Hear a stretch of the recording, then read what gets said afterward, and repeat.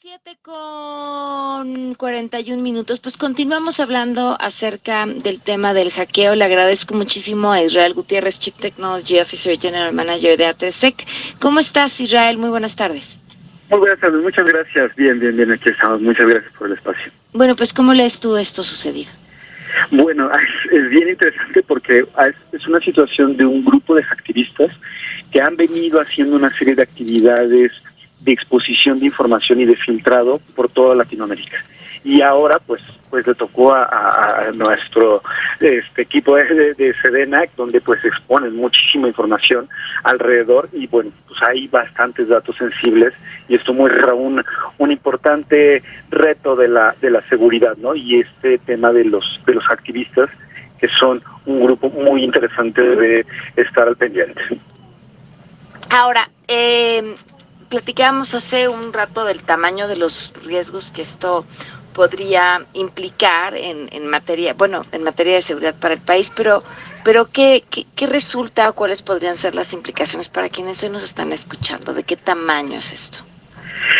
Es muy grande porque la verdad es que es información muy delicada que pudiera comprometer realmente mucha operación de lo que está sucediendo, porque hay mucha información que viene de los correos electrónicos.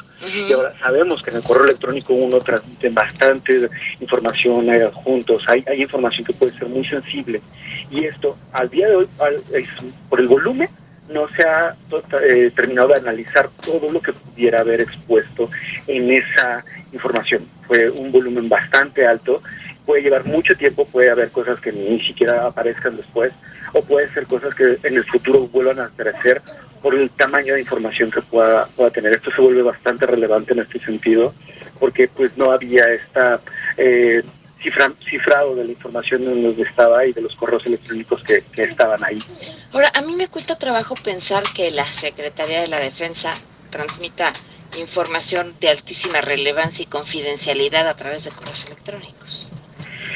Sin embargo, es un medio muy utilizado para hacerlo. O sea, yo creo que sí hay a lo mejor temas demasiado críticos que tal vez no estén ahí. Pero sin un tema de, perdón que la interrupción, sin un tema de encriptación, digo, hay sistemas, híjole, sumamente básicos incluso para la encriptación, ¿no?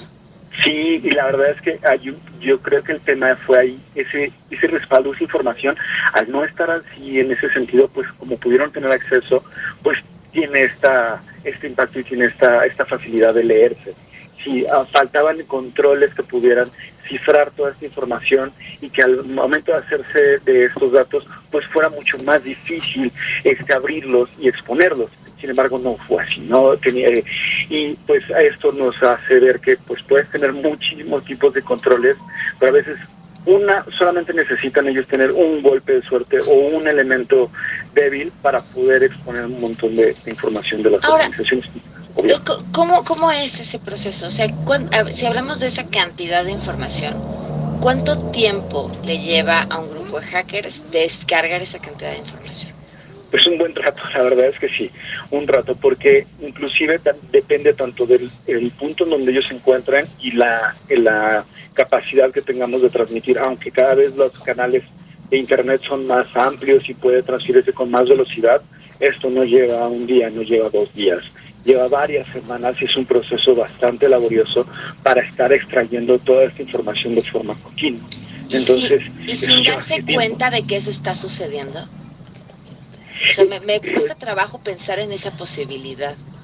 Sí, es interesante porque también lo tienen que hacer de una manera que parezca una actividad normal. Entonces, cuando eso sucede, se vuelve más difícil todavía de detectarse, pero lleva más tiempo.